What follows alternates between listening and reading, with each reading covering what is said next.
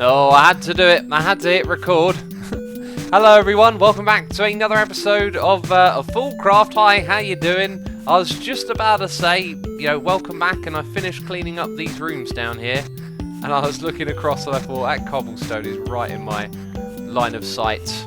I haven't finished it, but now I have. There we go. So if you don't remember, last episode we set up some extra mystical agricultural farms. These are the ones from the original builds. These are the ones that I have added so that we can farm particular materials. I've gone and chucked in iron, gold and lapis so we can stock up on those, and I'll periodically come down here and change these. It looks like I missed another block as well. I just wanted to come in here and for the beginning of this episode tidy it up a little bit. Not going crazy with the building, just using some blocks that look reasonable so this place isn't drastically ugly, right? Let's head home. I've got many things to show you at the beginning of this episode, and the first thing is seeds. Okay, so we have been collecting tons and tons of these, and I'm curious to see if any of you have any theories on why it is that we have a lot more blitz and vibrant alloy seeds than we do some of the ones down the bottom here. There's like a difference of 1,000, and I find that a little bit strange because they've all got one each. Maybe it's got something to do with the drop rates, but no surprise to see energetic alloy up there. Something I am surprised to see is iron, and the iron that you saw a moment ago I just planted down, but for some reason that generates ridiculous amounts of seeds. It's crazy. It's absolutely crazy. If we look at the material we have the most of in our storage system, it is energetic alloy nuggets. Now, we were farming tons of that stuff in the farms that I just showed you so that we could craft solar panels. If we head all the way down to our storage area at the bottom and we have a look in this one right here, this is where we're storing it, we can see we can't take out any upgrades, whereas on the other ones we can. And that, I believe, means that 4.3 million nuggets is the maximum you can store inside of one of these. So that gives us a goal for all of these materials, right? To periodically change out what we're farming over at Mystical Agriculture and eventually fill them all up to 4.3 million, which is crazy, crazy amounts of resources, right?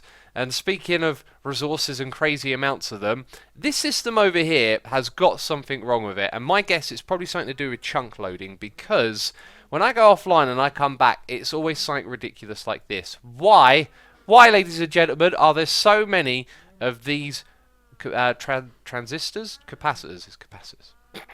I think the things behind them don't work when we're not in the area or it's chunk loaded, because we're only supposed to have 64 of those.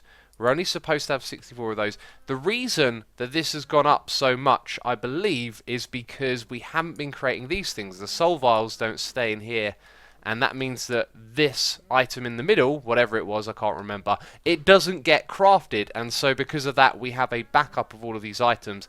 I think the best thing for us to do is just to disconnect this from the system now. This is the only dependency, yeah, so what we're going to do is, actually, if we break that, we lose all of the screens, don't we? Instead of disconnecting it, I've gone ahead and taken out all of the recipes from up here, so they are disabled, they're not going to do anything else, and we're just going to chuck them in here in case we ever decide to use this system again. If ever we run out of power, we know how to make more. It's a crazy way of doing it, but it works. And heading back over into this room, I've had more problems here on the server. This thing has stopped working altogether, right? It is not looking good for the fate of this project, okay? This dimensional transceiver, stop giving it power, the capacitor bank, the energy conduits here, nothing will get this thing working. It has just stopped. It is driving me nuts, and I'm not sure what to do. But I really need Nether Stars to do some projects, but we're going to start this episode, and we need a lot of Nether Stars, okay?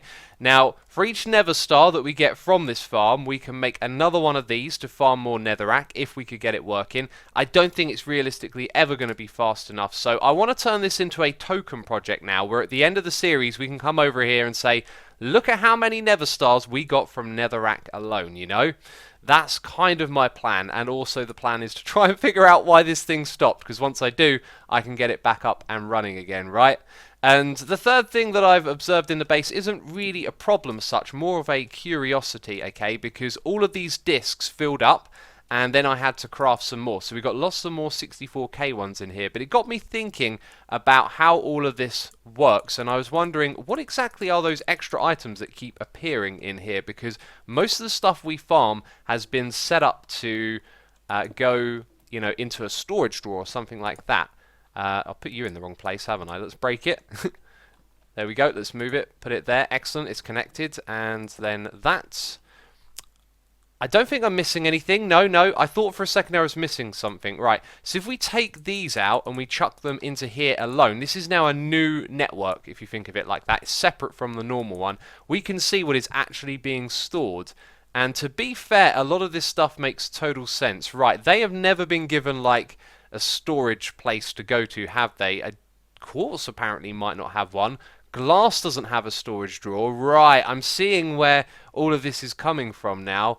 Right, looks like we've got a bit of storage organisation to sort out.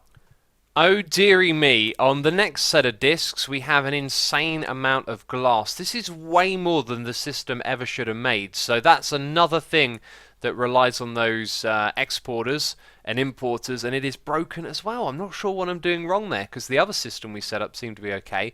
That has its own storage drawer, so no idea why it's not going there, unless perhaps I accidentally missed it. And then we got quartz again. Yes, so I've clearly missed some things here, haven't I? So I've set up some more drawers, and I'm now emptying the discs, although they won't empty all the way, it's just moving out the items that has the same type on. If that one is empty, why is it not going over there? Oh, I might have made a mistake here. You have to do them one at a time, because it looks at them one at a time. So if it's got nowhere to move them, it sits there in the front of the list. That one was already empty. And so was that one. There's quite a few of them that are empty, probably. So most of those items I threw into these storage drawers around here, which were exclusively for loot bags, but whatever, we've moved some of the dyes and other things that were taking up space into there. Some of the building blocks have gone over here as well, so that's reduced space from our discs, which is cool. And then over in this room, I think you're going to really like what I've done. You can see it from back here. I've got and made some custom drawers using these textures which were on that wall. And that looks really, really nice. And these are all the materials related to what we're doing over here. So none of these had like a proper drawer, and now they've been given ones with the full set of upgrades. And that looks pretty fancy. So moving on, I mentioned earlier in this episode that we were going to make a Woot farm for Nether Stars, and I don't want to get hung up on this for too long. We did it all last season, so I just spent about 40 minutes crafting all of this stuff right here, figuring out exactly what we need. We've got all of these different types of factory blocks. We've got the key ones for actually running the farm, and then we've got a bunch of upgrades crafted as well. Now this stuff was kind of grindy, so I'm going to moan about it for a moment. You know, I had to make lots of enchanted books, and then also through here I had to just craft endless amounts of stuff, right?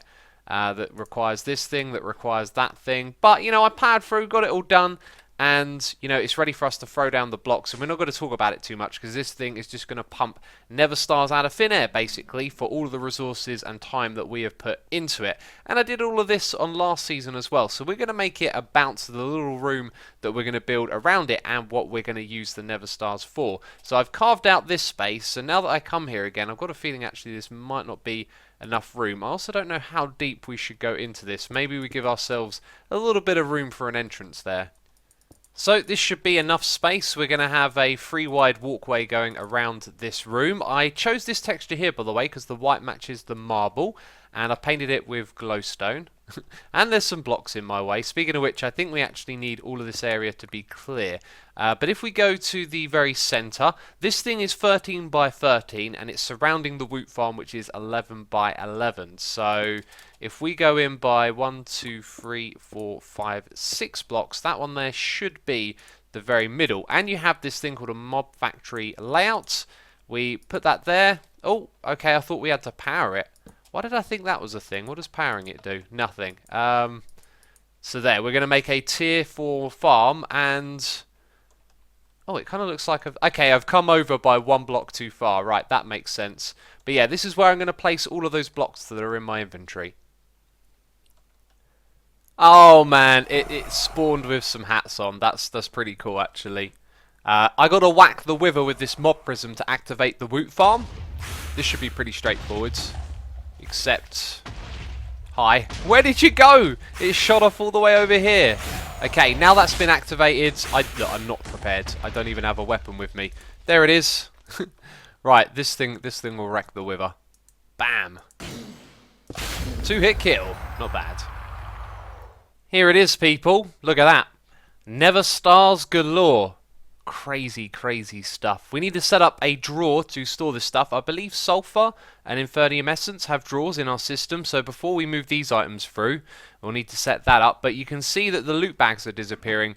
Got a trash can over here with a filter in so that we can take care of those. And I just had a little bit of like a head scratching going on here. I was reading how much power this used and I got confused. I thought it was 206,000 RF per tick, which would be weird because it's kind of full of RF right there, right? It's actually using 20,000 RF per tick. Below we have a dimensional transceiver. This thing does 40,000, so it's got no problem getting the power into there. But for a moment, I thought this thing wasn't even running at full capacity, and I was thinking, well, that is just bonkers. But there you go, we are now farming the Nether stars. Let's get this thing sorted out, you know, with storage, and let's decorate this room here as well. I got a feeling I hadn't mentioned it, but where we left off last episode, I was looking for a way to organise the power, where it's going in, where it's going out, and how we could see that. Haven't really put my head to that yet, which is why we're not going to touch it this episode. But now that I'm working on this room over here, I've had an opportunity to use these blocks, which I've wanted to do for a while, the laboratory blocks. They're not the best, but I like these little textures with the arrows in the console. And I'm just working it in here so that we can have the amount of Nether stars in the system displayed on one side and a console on the other one, because I am running back and forth to pull out blocks to build with. So it'd be nice to have another terminal here. So we've got the cable to give the screen the colour, although it's kind of the same colour as default, right? I might change those to blue actually so they match that bit a bit better. Yeah, that's probably a good idea. And then I was thinking it leaves a gap, so behind it we're going to put a conduit, and we're going to put a conduit facade on there, and then a cable up here it should connect to. Excellent. And that means when you look through the gap you see the texture. Fantastic. I'm so glad about that. Thank you for letting me know, peeps. The ME conduit from Ender.io. Awesome stuff. Cool, that was a bit much. Had to place all of those blocks by hand because this thing don't work with that block. Which was... oh, wow. Oh, wow, it's just going to hit me. Yes, this is a very good decision. Oh, this looks awesome, this room. Cool. Get out of it, bat, you scamp.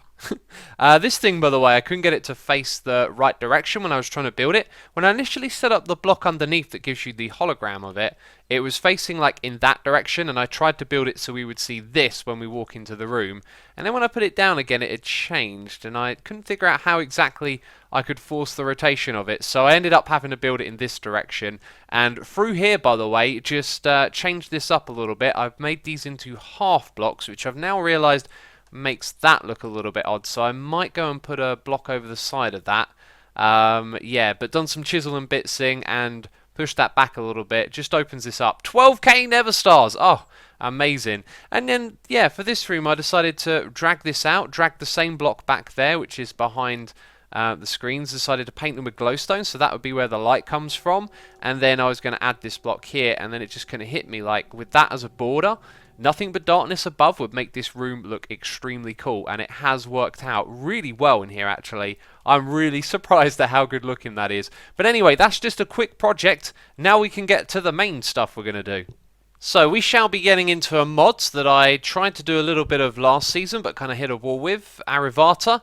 Hopefully this season the creation of these is fixed, because we'll need to do that. I figured we'd have a go at this mod and try and make some of these crazy items that it can reward you with. The recipes for these things are absolutely bonkers and mental, and this is why we needed to farm Nether stars to get into this. In fact, I think the things that generate the neutrons, that's a collector, yeah, they require the Nether stars as well. And with our expanded agricultural farming, there's probably going to be a few other resources like diamonds and stuff that we can focus on from time to time in order to make all of this stuff. If we go up top though, when I was showing you this stuff earlier, you may have noticed I already had a neutron collector up here, and this stuff around here really needs to get sorted out and put into a room down below. There are quite a few things that I am procrastinating with at the moment, but the neutron collectors, I want to fill up this wall over here full of them, and then around the corner I want us to have some of the stuff related to that.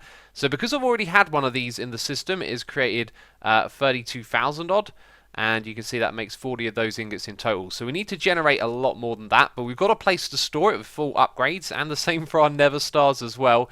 And yes, animated textures work with these drawers, and yes, that is done with an infinity block. We have some stashed away, and I'm using it, you know, only for aesthetic purposes here. That is the most awesome drawer I've ever seen.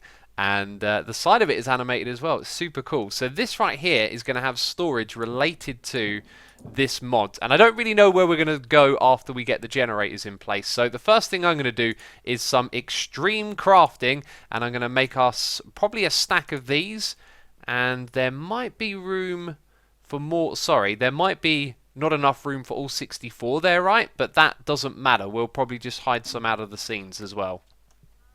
Check this out, there's a quest line for this, and I'm not going to enjoy opening this because we've got that bug where the scroll goes back to the top. At least it stays there for a second, so eventually I can open it. So I just got the beginning of the end, and we get a compressed Nether Star for it. That's kind of alright. And now we've got to make those, which is the thing I'm going to make next anyway. Can we look at the rewards for some of this stuff? No, not until we actually get there. Right, but that's given us a bit of a quest path and things to focus on. That's really nice. And what I want to do is a crafting time-lapse. It might not be that exciting, but you can let me know with a comment down below what you think of this.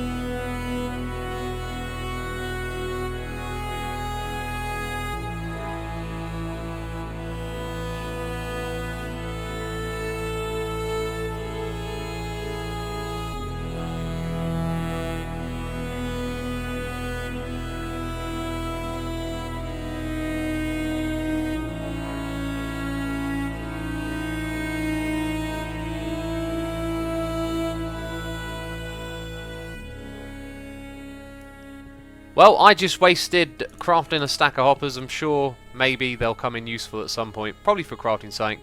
Made a little mistake with my experiment here, forgot to set this to insert mode, so it looked like these wouldn't extract. Now, last season on FoolCraft, you couldn't extract with Ender IO conduits at all. What you had to do is put hoppers underneath these. This time around we can extract like that, so I was thinking what I might end up doing is have a row of hoppers going across, and then the next set of these machines would be set back by one. But instead of doing that, we're just going to set up a massive conduit network behind here. These things are going to generate, and then the conduit network will pull the items out and put them into a chest, and we'll import them into the system, and guess where they're going to go? They're going to go all the way into this drawer over here. So I've been messing around with a block palette as we're going to need more room. I initially wanted to find a texture that matched the back of this block and then something cyany to go on the front, but we've kind of gone in a different direction over here. And first of all, let's talk about this mod itself. Since I last recorded, the game has been running overnight. We are now up to 166 of these ingots, and that is actually not really a lot in the long run, because you have to craft a lot of crazy stuff in this pack. I'm just going to click on a few things.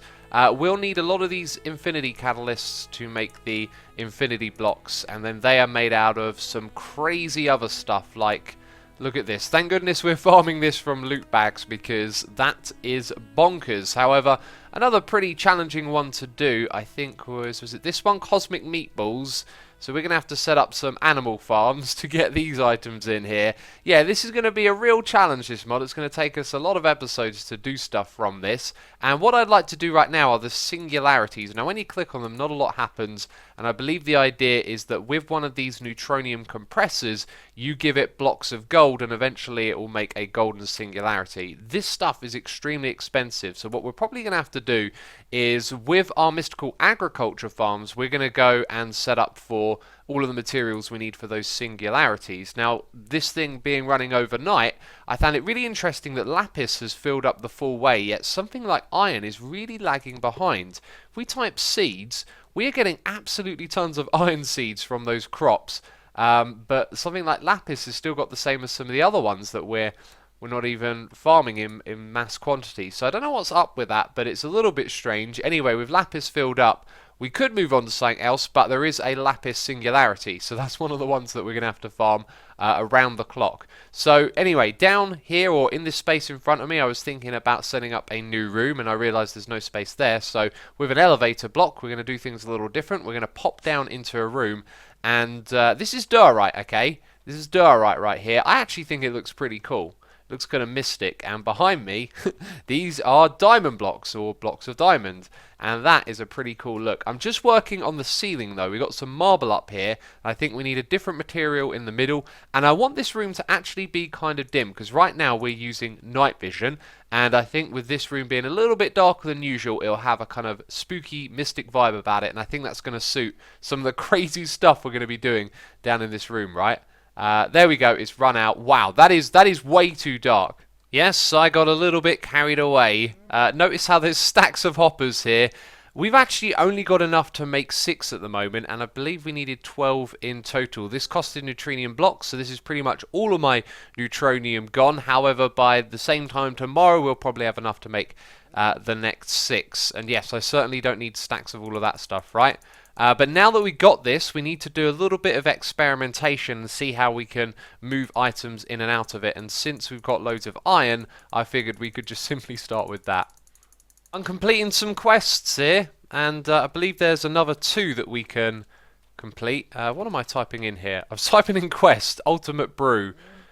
Ultimate, there we go. If I put that in my inventory, we should get another one. And also the neutronium as well. Huh. Oh, I'm not sure if that worked or not. Let's go in here and have a look. Yes, we've unlocked that one. Excellent. This one's gone green, which means it's complete. So there was no reward for that one. The rewards, you know, that one's all right, I guess. Oh, a neutronium block. That's pretty decent. But, you know, loot bags don't really need, but we might as well claim them and tick all of these off. I've got to say it, the atmosphere of this room so far looking pretty good. It feels like a little bit of a crutch, though, that we're relying on the same design over and over again, but it works ever so well. And the ceiling here has a little lip. I'm not sure if that works in its favour or not, but we've gone for the purple diamonds. And above here, a little bit of glowstone to add some light, and it's nice and moody down here. Now, this texture I thought was going to be killer, but it kind of looks at odds with the diorite around it, so we might change that. But over on this side here, I was originally going to put the neutronium compressors in this space, 6 on one side, 6 on the other, but I think what we'll actually do is put them there, and behind them we're going to put what looks like the block that we're going to transfer, okay? This is an item buffer from Ender.io, and last episode I said I wanted to find a use for this. Well, we can paint it, so it's kind of like a dropper that we can paint. And let's set up the front to push items out. We've got an item translocator, which is what we tried to use last season. And if we right click on that little panel, it's going to animate and move across. So hopefully that will take the items in. I haven't thought about how we get the items out, but we could use a conduit facade down here with, that we've painted with Ender.io, right? So I think all we need to do, okay, actually those things are just going straight in there. And look at how much it wants just to create one of those. A crazy, crazy amount. I'm not sure if I've even got that much in my inventory. So we had 4.3 million blocks, or million nuggets was the maximum. Hang on, that's a really good point. How many blocks do we have of any particular type? Because that was around 4,300. So if we were to do this with our emerald supply, it would take pretty much all of that to make one singularity. That's absolutely absurd. Absolutely absurd. Oh my goodness me. Well, if you've got any tips and tricks for this mods, any ideas, suggestions, leave them down below. Looks like we're going to be setting up 12 different mystical agriculture farms to get the materials for this. I'm going to do that in between episodes. I just want to leave on one final note. You've seen the troubles we've had with automating stuff with this, right? A great idea for what we're doing is to say, keep 10,000 iron blocks in the system, but we'll give you a redstone signal when there's more than that, and you can export the materials into the singularity compressor. Based on how this has gone, that's not going to be a thing that works, so I don't know how we're going to judge moving the items automatically in there from farming them. It's going to be an interesting project, that's for sure.